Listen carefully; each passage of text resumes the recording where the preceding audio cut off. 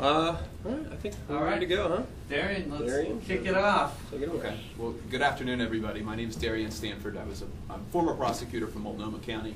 Worked in the drug unit there for a number of years. I'm no longer with Multnomah County. We're here today because we have a letter signed by 30 law enforcement officials from across the western United States. And they're signing a letter that indicates their support for Measure 91. They all recognize that a system of regulation, taxation, and education is infinitely preferable to the current criminal system that we have for marijuana. So what we'd like to do, we've got the letter here, is we'll have each person introduce themselves and then just take 2 or 3 minutes as to why they support Measure 91. And I'll finish up then at the end, and then we can take any questions. So Justice Riggs, we'll start with you. I'm Bill Riggs. I'm a former member of the Oregon Supreme Court and a former member of the Oregon Court of Appeals and a former trial judge in Multnomah County. My total years of service, about 35 years as a judge. A few years ago, in I think 2012, a similar effort was made in Oregon to legalize marijuana. And at that time, I was opposed to that measure, and I voted against it. And I would still vote against that measure if it were presented. But this measure is totally different. It's much better written. It covers a great many of the problem areas that I saw in the old measure. And frankly, I think it solves almost all of the social problems that could have existed under the old measure in the 2012 timeframe. But the other reason that I support this measure is that, frankly, in law enforcement, we see a huge amount of resources being devoted to marijuana possession by adults. And although sometimes that's coupled with other crimes and therefore justifies prosecution, it takes a lot of time of people in the district attorney's office, people who are in law enforcement on the beat, from doing other things, prosecuting major crimes that I think are much more deserving of the time and attention of the district attorneys and the police. So in sum, I would say that this is a measure that deserves my support, and I think it deserves yours. Yay! Chris, we'll move you My name is Chris Olson. I have 17 years of federal law enforcement career experience, 10 as a line prosecutor, an assistant U.S. attorney, and 7 heading that office as the United States Attorney for the District of Oregon. And I just want to ask a question in this room. How many people here believe that we've won the war on drugs? Oh, I do. Okay, I see one hand. We'll talk later. This is the teacher coming out of me. I also taught for 40 years, over 4 decades, in various law schools around the state and the country. But more importantly for this discussion, I taught at the Federal Law Enforcement Training Center back east. And for me, the chart that we have, yes, says it all. And I have a similar one about incarceration rates. Can you all see this? Among the white and African American communities in the state, the consumption of marijuana is comparable. But if you're a member of the black community, your chances of being arrested are more than twice that of white marijuana users. And this offends our basic sense of justice. And similar to the question I asked about the war on drugs, I think that no one can rationally say that this is okay. Not only is it against our basic sense of justice, but it erodes the respect for law enforcement and the legal system. As United States Attorney, I worked a lot with rural counties And I visited regularly with all the 36 DAs and the sheriffs and the police officers around the state. And they will tell you, frankly, that their problems are with meth and with marijuana on public lands in the rural counties and the violence associated with that. But the way it works now, or doesn't, is that if as a young person you commit one mistake, that can haunt you for the rest of your life. If you're, say you're in your 20s, and especially if you're a black, a member of the black community in Oregon who already has so many strikes against them, to have this additional burden. And the burden shows up in crucial areas. It shows up in job opportunities.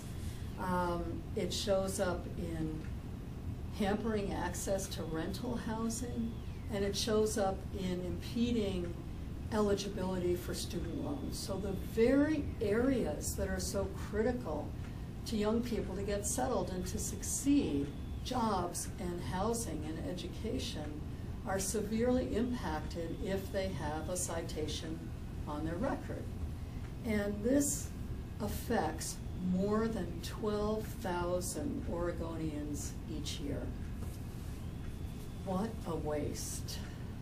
A waste for law enforcement efforts and priorities, as Justice Riggs said, a waste for taxpayers and the money that they would like to see their tax dollars go to, and a waste for our fellow citizens, who, many of whom are experiencing this either in themselves or in their families.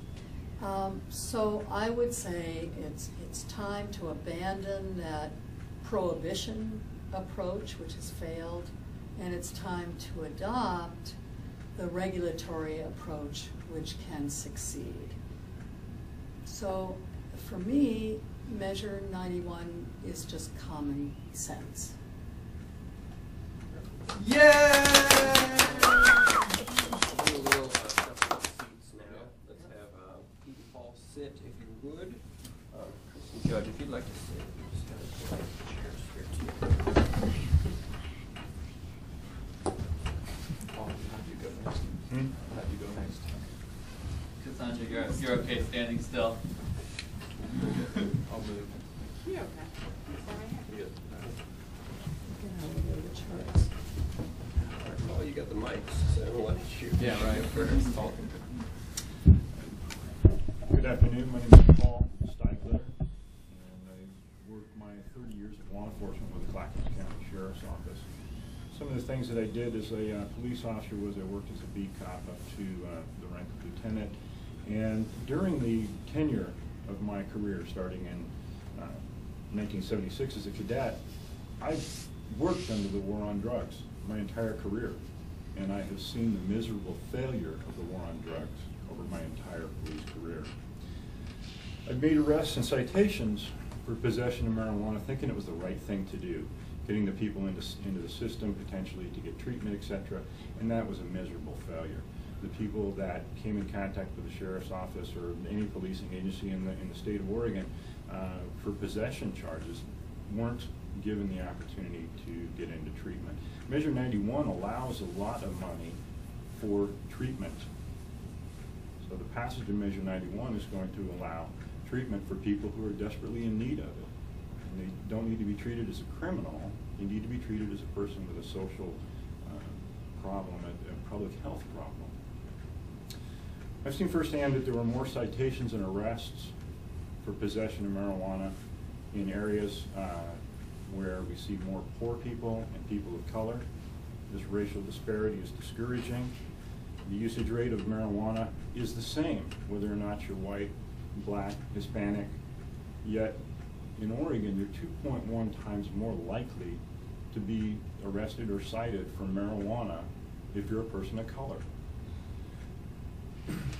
Measure 91 will legalize and personalize the possession of marijuana. It'll allow law enforcement to focus its strained resources on other crimes other than possession of marijuana. legalization of marijuana in Colorado has not increased the incidence of violence. People predicted that passing legalized marijuana in Washington and Colorado was going to lead to a huge uptick in violent offenses, and that hasn't materialized. Measure 91 will generate new tax revenue, and that new tax revenue can be used by each one of the law enforcement agencies in the state of Oregon to hire additional law enforcement people, be it state troopers, deputy sheriffs, or police officers, for the investigation of other crimes other than just the mere possession of marijuana. Measure 91, for the first time, will actually take marijuana and place it behind a regulated and legalized sale counter. It's currently easier for a 14-year-old kid in the state of Oregon to buy illegal bud than it is to buy whiskey. The drug cartels, they operate on a basis of profit. If we can reduce the demand, the illegal demand for marijuana, if Measure 91 creates a legally regulated environment where people can buy marijuana, we can eliminate the profit experienced by drug cartels. If we eliminate the profit of drug cartels, we're going to eliminate the need for drug cartels in Oregon. Drug cartels in Oregon are a real thing. As a supervisor for the explosive disposal unit here in the Portland metropolitan area, I saw firsthand the results of drug cartel violence.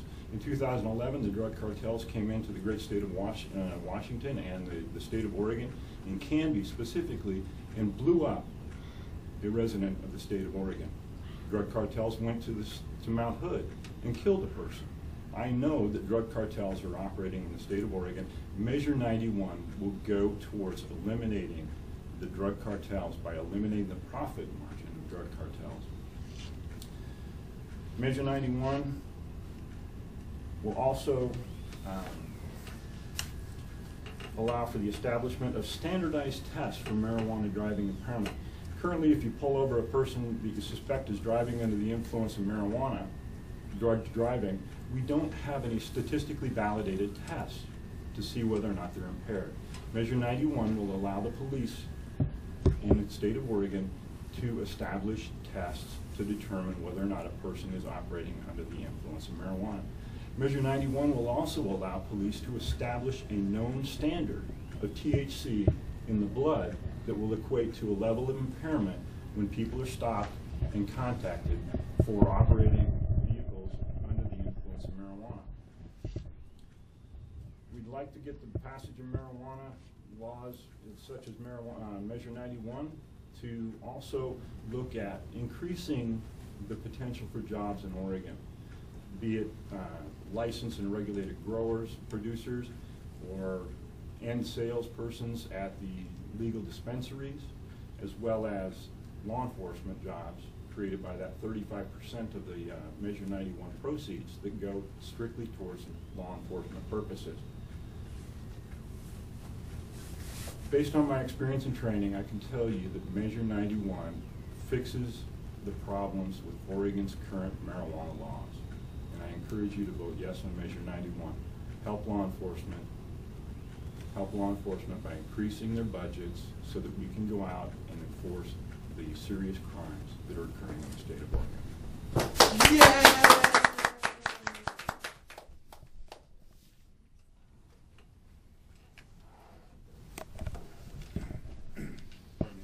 My name's Pete Tepmark. I'm a retired police officer. I spent my entire career, 33 years in patrol. I was a patrol officer and a sergeant here in the metropolitan area. I come to this issue because I looked at our war on cannabis, our prohibition of cannabis. We've had this prohibition in the state since the mid-1930s. We have spent millions and millions and millions of dollars on this cannabis prohibition, and the effect has been pretty much zero. Usage rates have not changed. They just go up and down on their own, and we've made a lot of criminals very, very rich people. And my reason for supporting this measure is I want the use of cannabis to move into a regulated market so that people will know what they're buying, somebody will check ID, and then the criminal groups are not going to be making money off of it. It's not going to happen overnight, but it will happen gradually, in my opinion. The black market does not check ID. Under a regulated system, they will check ID, and it will make cannabis, in my opinion, less available to our young people and vulnerable people. And I also really like the idea that there's money going for treatment here in Oregon, because we should be ashamed about the amount of money we have for treatment in this state for drug problems. Thank you. Yeah.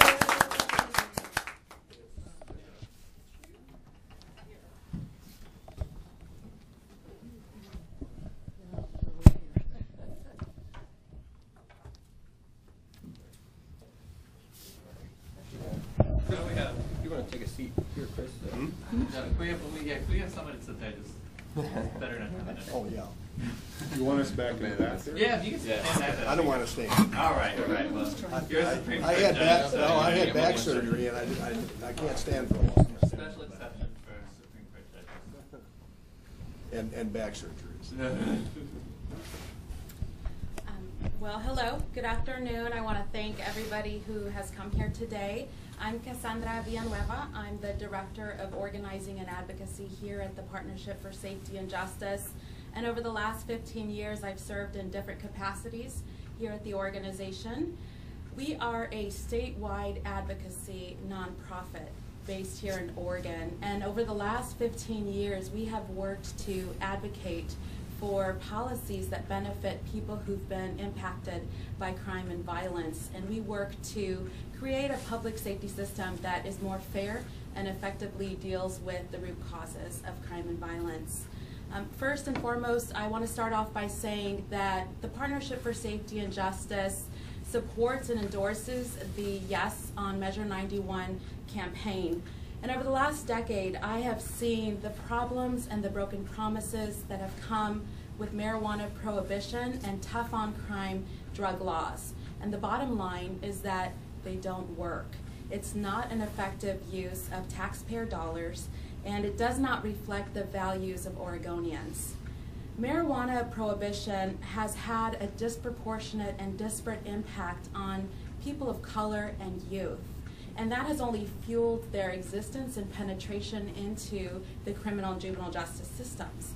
And at the same time, we have also seen services for survivors and victims of crime drop to dangerously low levels. And this is particularly concerning because women of color and men of color are also disproportionately victims of crime.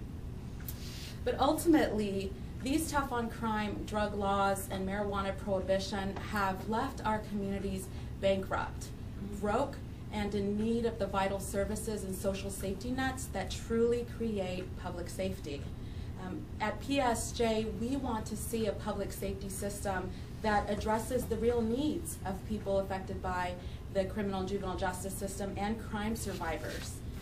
We believe that true public and community safety requires and demands that we look at the root causes.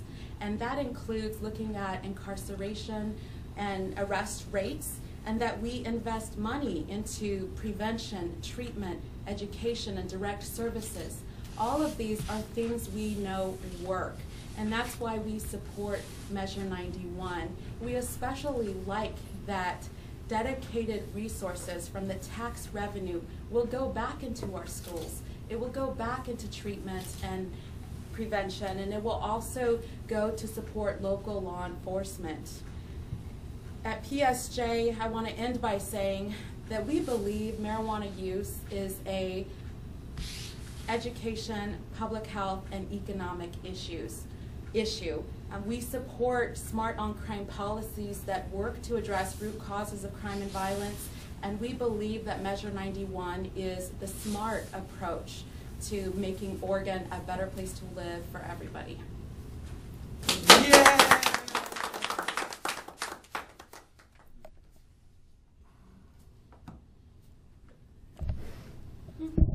Good afternoon again. I'm Darian Stanford. And during my time at Multnomah County District Attorney's Office, both as a prosecutor and as a drug prosecutor more specifically, I saw a system that was figuratively bursting at the seams.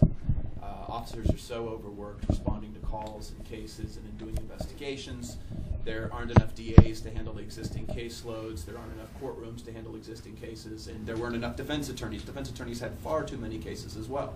It is amazing to me that this system that we have in the criminal justice system functions as well as it does, given this incredible burden that is put on us. And so what I've come to think about after leaving the district attorney's office is, what can we do smarter? What can we do better? And Measure 91 has come along and given the opportunity to really study this issue. And I know from personal experience, we have a system right now where marijuana is taking far too much law enforcement resources. Last year in Oregon, there were 10,500 adult arrests or citations. That is, again, that doesn't even include the broader category of offenses. If you take that into account, you go up to around 13,000, 14,000 and sometimes higher. Those numbers from the Oregon State Police have been consistent over the last decade. What that means is, over the last 10 years, we've had approximately 100,000 adult arrests or citations in the state. That's about 1 every 39 minutes. That's the entire population of the city of Albany. And as a lot of the other speakers up here have alluded to, if you're a person of color, it's twice as likely to impact you. According to the FBI, more than half of all contact with officers involving drugs is about marijuana possession. That's more than meth, more than cocaine, more than heroin. And that doesn't make any sense to do. We need to do something smarter. We need to have a better system. I've got this $50 million bill that I intend to take home with me. This $50 million bill represents, in 2010, how much Oregon spent on marijuana possession crimes. Or offenses. What are we doing? Why are we spending this money that way? There are so many other areas, as the speakers up here have alluded to, that we can be diverting these precious, limited time resources to. And that's why I'm supporting Measure 91. I'm a parent. I don't want my children to be around to use marijuana. I want to give them the education. I want to give the money to go not to criminal cartels. I want the money to go to prevention, to education, to treatment, to law enforcement, to schools. That's the system that Measure 91 will give us, and that's what I want to support for Oregon and for my kids. Can you do the thing with the bill once more? Yes. Okay. What does it represent? 2010, this is how much Oregon spent on marijuana possession offenses. Yay! I mean, not that we spent that money. In closing, I suppose everybody should take a look then, please, at the letter that we have here, and you can go through the 30 names and see it's quite an array of persons from all different sectors of law enforcement who have signed on, who have studied the bill or studied the measure and said this is a smarter way to go. So I would encourage everybody to take a look at it. You'll notice a number of the people here are retired or former. As a general matter, it's easier for persons that are no longer within the system to speak out against or a change in existing law. I'll note one name that isn't on this list is that's the King County Sheriff. It's John Urquhart that has come out. He's on the front lines right now in Washington, having been legalized in 2012. And he has said this is the right thing to do and has thrown in support. That endorsement is enormous. He knows as much as anybody about how much sense this makes. All right. So questions now, if anybody's got any. Can I ask a question? One of the issues is that that the people against this have raised is that there aren't requirements for labeling of the content as far as THC potency or anything like that. Although I suppose if Measure 92 passes, maybe it will be required to have GMO labeling if it is That's GMO. absolutely false. That's absolutely Okay, false. so maybe you could address that. Measure 91 allows for a tightly regulated sale of marijuana. Mm-hmm. And that marijuana will be specifically listed as far as the THC levels, the cannabinoids, and all those different things that go into the legal purchase of cannabis in the state of Oregon if Measure 91 passes. It's also going to be checked for mold and etc., so that we know that the people who are purchasing marijuana legally, the adults that are purchasing marijuana legally in the state of Oregon, are purchasing marijuana that's been tested, and we know exactly what's in it as far as the THC levels. Yeah, I would suggest they look at Section 50 of the measure. Mm-hmm. And why are all of the current Oregon 36 sheriffs against it? Do you want to address that? I'll address it in part, and then maybe you can as well. frankly, it's in a sense their jobs too. It's the existing law. Their job is to enforce the law. Right now the law is what it is. I would have a hard time if they came out in favor of it in some level. They're doing their jobs by taking that position. One thing that is, while they have all come out against it, I guess is what I would say, if you could go into the privacy of the voting booth and see how they're really voting behind the scenes, it will be a lot different story. Well, and I would add to that, if you talk to the rank and file rather than the elected officials, you will find out that the line officers are by and large in support of this because they realize that they're spinning their wheels. Mm-hmm. Yeah, and if I can, most of my friends are cops because that's who I've associated with for 33 years. And when I came out front about my feelings about this measure, I was really concerned on how many friends I'd lose.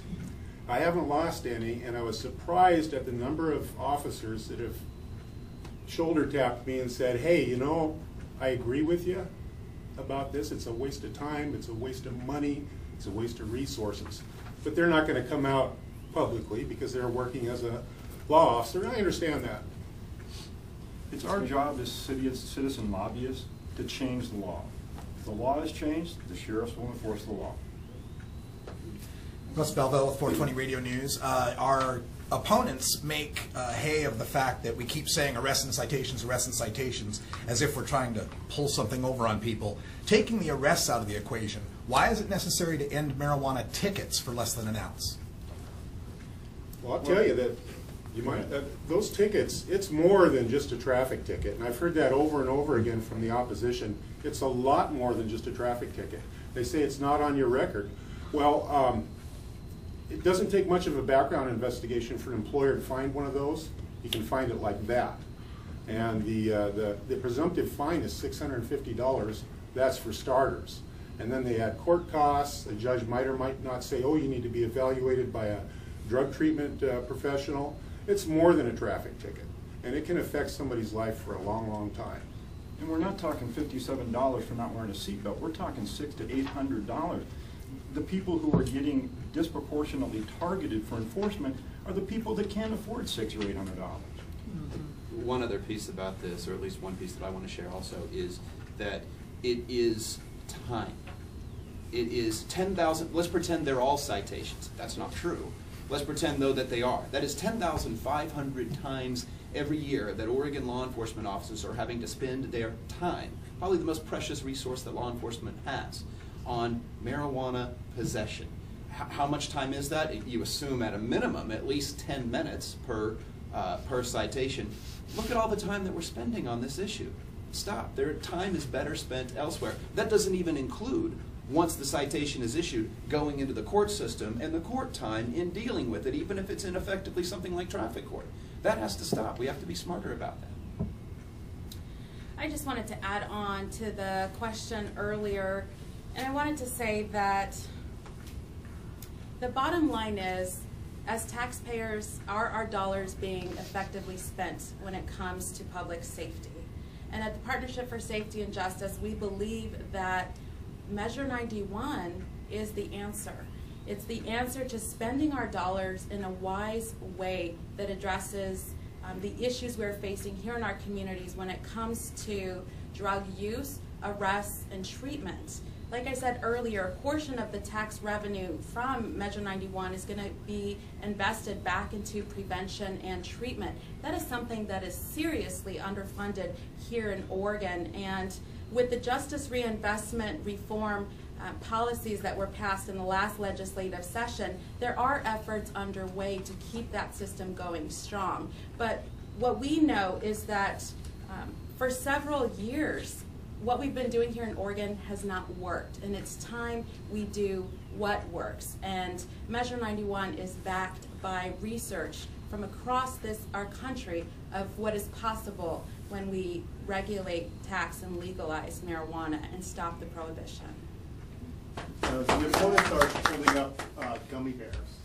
I'm assuming that you guys are parents, some of you may be their parents. Yeah. And they're saying that the marijuana industry, which will be here after this is legalized, is going to market toward children.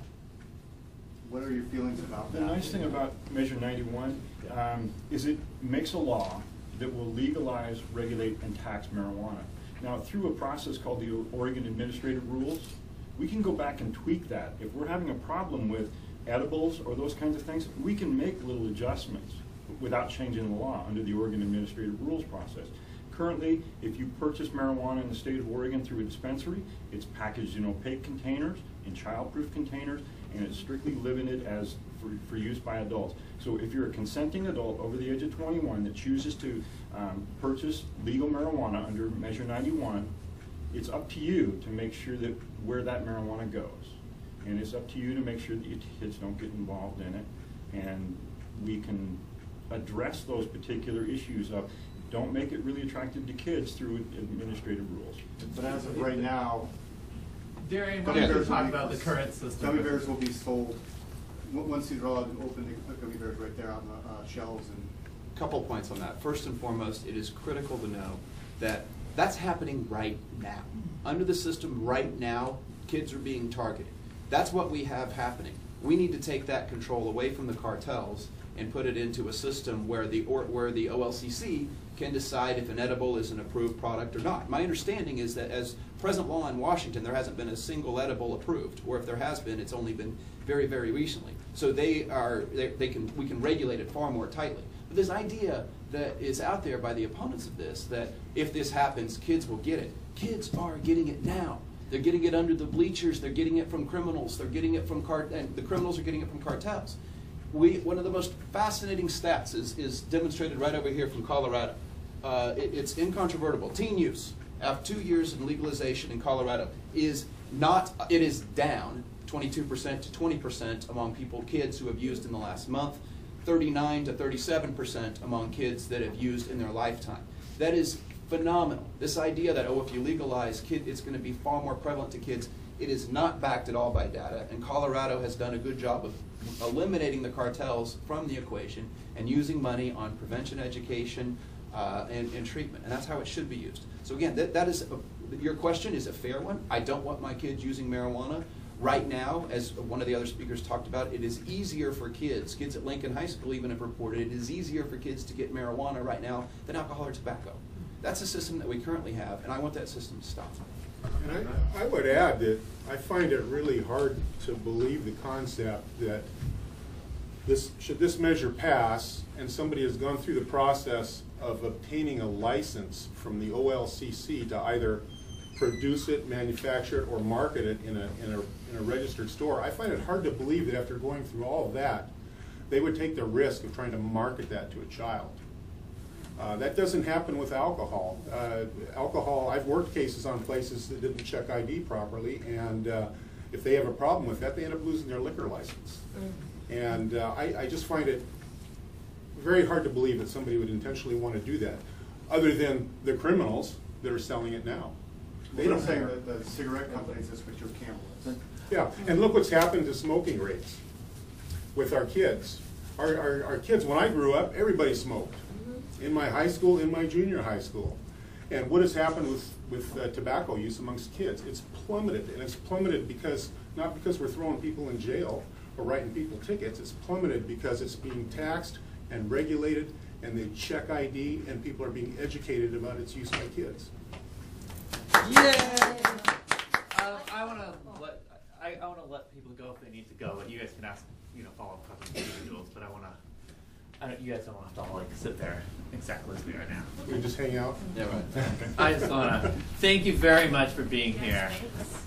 How did we do? Peter, I've got to go. Unless all right, I know you question need of to me. leave, Yeah. and so I will. Could I take one of these?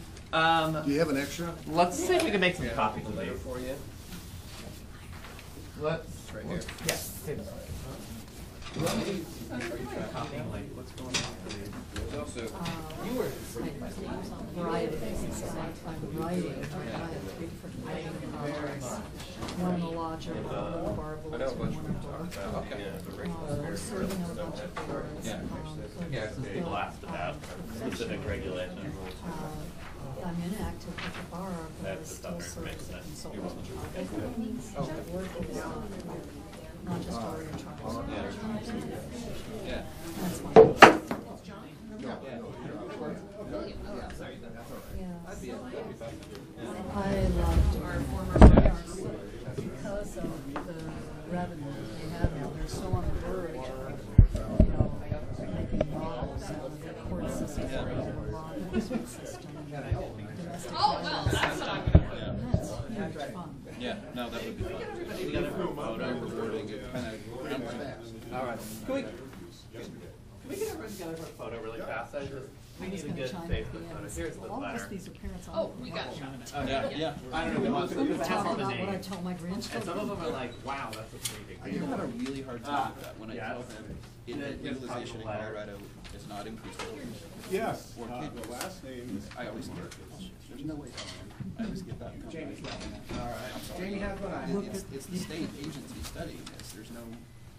There's no wiggle room. Yeah. No, Like I don't know if Washington has the data or not. Let's see if we can get everybody.